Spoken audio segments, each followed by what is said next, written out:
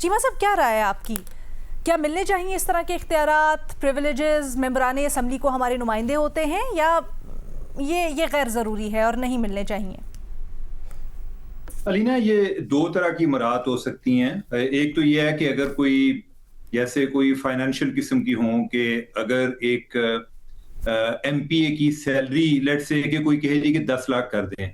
Frankly मैं माजी में भी बात करता रहा हूं कि मैं तो इस हक में हूं कि इनकी सैलरी ज्यादा होनी चाहिए, और उसके साथ साथ एंटी करप्शन लॉ भी सख्त होने चाहिए, ताकि आप एक तो जस्टिफाई करें कि हम आपको इतने पैसे देते हैं कि आप जिंदा रह सकते हैं, लोगों से मिल भी सकते हैं, आपने इसके बावजूद करप्शन क्यों की है।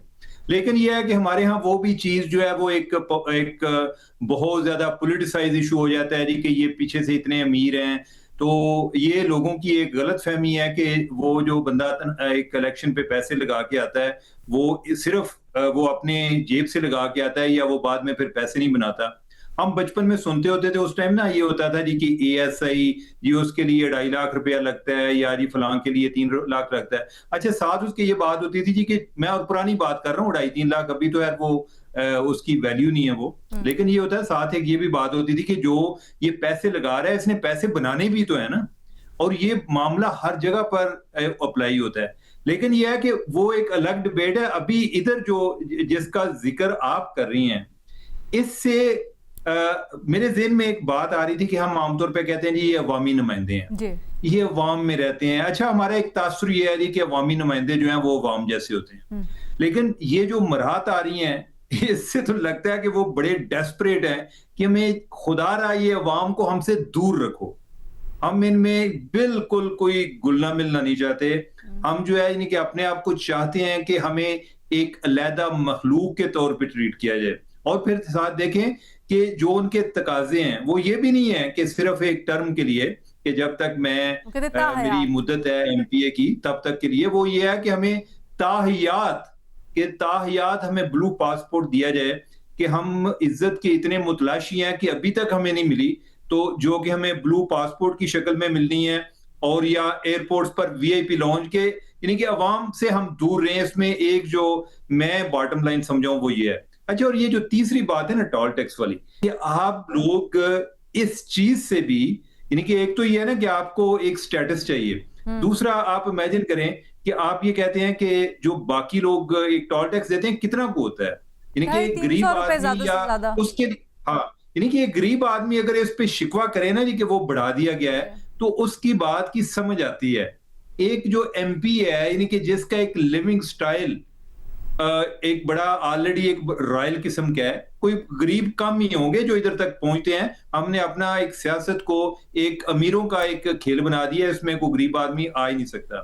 तो ये जो इनका तकाजा है ये कि टोल टैक्स भी खत्म किया जाए। लेकिन अब ये देखें, इससे बड़ी आयरनी देखें कि ये वो असेंबली है, ये वो जमात है जिधर की तरफ से ये कोई डेफिनेटली को अपोजिशन की तरफ से तो प्रपोजल नहीं आई होगी ना, ये बिल नहीं आया होगा, ये हुकूमती जमात की तरफ से आया है। वो हुकूमती जमात के जिसका एक क्लेम टू फेम या जो एक कामयाबी की कुंजी है वो सारी पॉपुलिज्म है, ठीक है, कि जिसमें यानी कि वो एक नारे यही लगाते हैं कि अवाम को हर चीज पर हम तरजीह देते हैं, लेकिन उनकी जो एक छुपी हुई ख्वाहिशात है वो एक बिल की शक्ल में मुझे सामने नजर आ रही हैं, और ये एक इंतहाई मायूस कुन है। यानी कि इससे ओवरऑल आई डोंट नो कि जो एमपी हैं सारे वो कैसा फील करते हैं कि ये चीज मिलने से। उमर चीमा साहब, hats off to citizen journalism और हमारे कुछ जर्नलिस्ट जिन्होंने सोशल मीडिया के ऊपर बाकायदा वो जो अप्रैल में ये सारी कार्रवाई हुई थी उसकी क्लिप्स निकाल के शेयर की,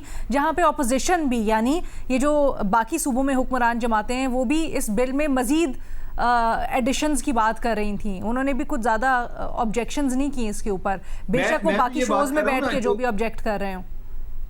अलीना, मैं ये बात कर रहा हूँ कि मुबल्लिग पर इतराज भी ज्यादा होता है ना, एक दूसरे हैं, यानी कि उनको तो आपने पहले ये जमात जो है वो उनको तो पहले ही इस पे वो कंडेम कर रहे होते हैं ना, मैं आपका पॉइंट समझ गई थे, वो भी अभी उसी रास्ते पर चल पड़े।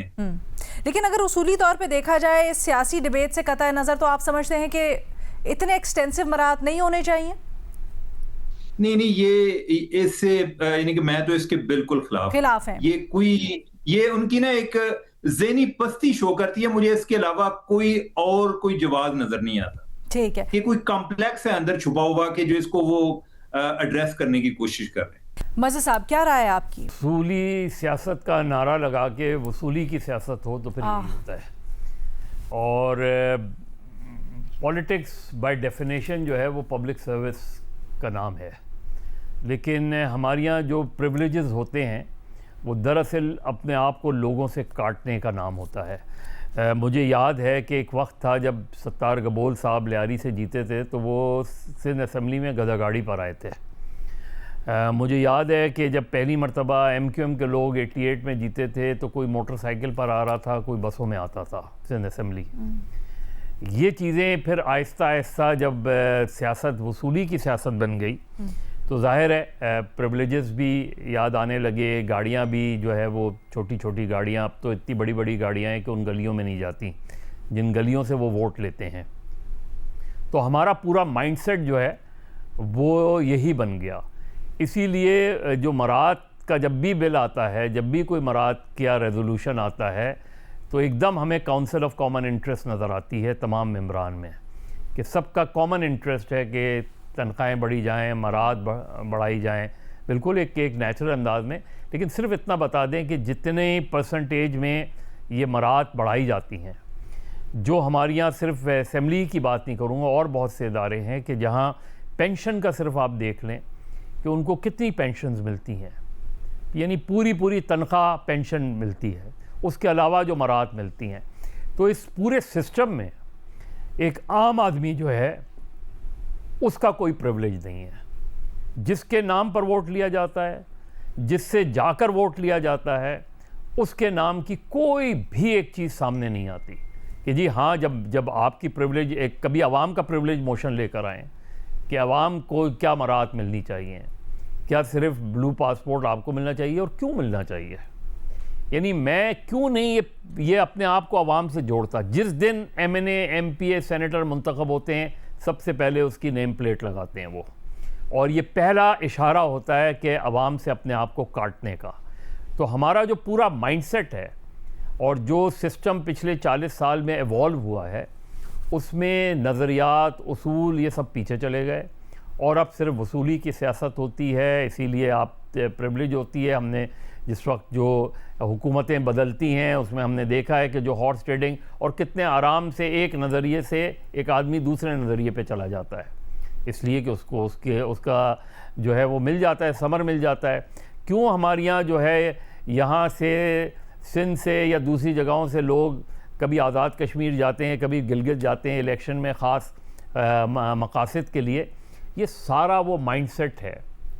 और चूँकि हमने अब इसको एडॉप्ट कर लिया है कि हाँ इसी तरह सियासत करनी है, इसी तरह कॉम्प्रोमाइज़ करने हैं, इसी तरह मराहत हासिल करनी है, इसलिए उन सब के एक तो होते हैं ना जागीरदार, जो आप देखें कि जो जागीरदार नहीं भी है, अर्बन पॉलिटिक्स कर रहा है, वो भी अपने भाई को, बच्चे को पॉलिटिक्स में लेकर आएगा। इसलिए कि पॉलिटिक्स अब एक बिज़नेस है, पॉलिटिक्स अब एक कारोबार है, और उस कारोबार में वो चाहते हैं कि उनका भी जो भाई है वो भी वो कारोबार का हिस्सा बने। तो जब सियासत कारोबार होगी तो फिर यही इसी तरह की मराहत हासिल होंगी। किसी एक असम्बली ने, किसी एक अपोजिशन पार्टी ने, आज भी ले लें, कल पिछली भी ले लें, कभी ये खड़े होकर नहीं कहा कि नहीं हमें मराहत नहीं चाहिए, पहले आप आवाम के लिए मराहत का ऐलान करें, पहले आप आवाम के लिए जो है इन प्रिविलेजेस का ऐलान करें। तो एक कटा हुआ माशरा है। और जो असम्बलियों में लोग क्यों डेवलपमेंट जो है वो फंड्स दिए जाते हैं, क्यों नहीं वो डेवलपमेंट फंड्स लोकल बॉडीज़ को दिए जाते हैं, क्यों MNAs MPAs को सड़कें बनाने की ज़रूरत है, ये इनका काम ही नहीं है। ये जो गवर्नमेंट्स हैं उनका काम नहीं है, लोकल बॉडीज़ का काम है। तो क्यों डेवलपमेंट फंड्स मिले इनको, करें आप खिदमत करें, अच्छी लेजिस्लेशन करें, उसमें आप जो है वो जो एक नॉर्मल तरीक़ा होता है तनख्वाहें बढ़ाने का वो बढ़ाएं। लेकिन एक्स्ट्रा प्रिविलेजेस जब आप हासिल करते हैं तो दरअसल आप अपने आप को आवाम से काटते हैं, और फिर आवाम आपको याद आते हैं जब इलेक्शन हो रहे होते हैं। तो मेरा ख्याल है ओवरऑल जो है अनजस्ट है, ये अनएक्सेप्टेबल है इसमें। और जिस तरह बहुत से दोस्तों ने कहा, खैबर पख्तूनख्वा असम्बली हो, सिंध असम्बली हो, पंजाब असम्बली हो, बलूचिस्तान की असम्बली हो, यहाँ सिर्फ वसूली की सियासत हो रही है, उसूली सियासत नहीं हो रही। अच्छा, और ख़ास तौर पे हमारा पैनल इसके ऊपर तो मेरा ख्याल है कि व्यू ले रहा है कि इस तरह की जो एडिशनल मराहत हैं या गैर ज़रूरी मराहत हैं जो बियॉन्ड जाती हैं आपके ऑफिस और आपकी जो ऑफिस की वर्किंग्स हैं उससे, वो गैर ज़रूरी हैं, एलीट कल्चर को परवान देती हैं और नहीं होनी चाहिए। बट ख़ास तौर पे ये नोट करने वाली बात है कि ये जो ताहयात का अब कल्चर शुरू हो गया है कि जो भी प्रिविलेज मिलेगा वो ताउम्र होगा, ऑफिस छोड़ने के बाद भी होगा, ये ख़ास तौर पे नोट करने की ज़रूरत है और ये बड़ा ही मायूब है। तो जी इस डिबेट को यहीं पे रेस्ट करते हैं, छोटी सी ब्रेक लेते हैं और आते हैं अपने दूसरे टॉपिक और दूसरे सवाल के साथ।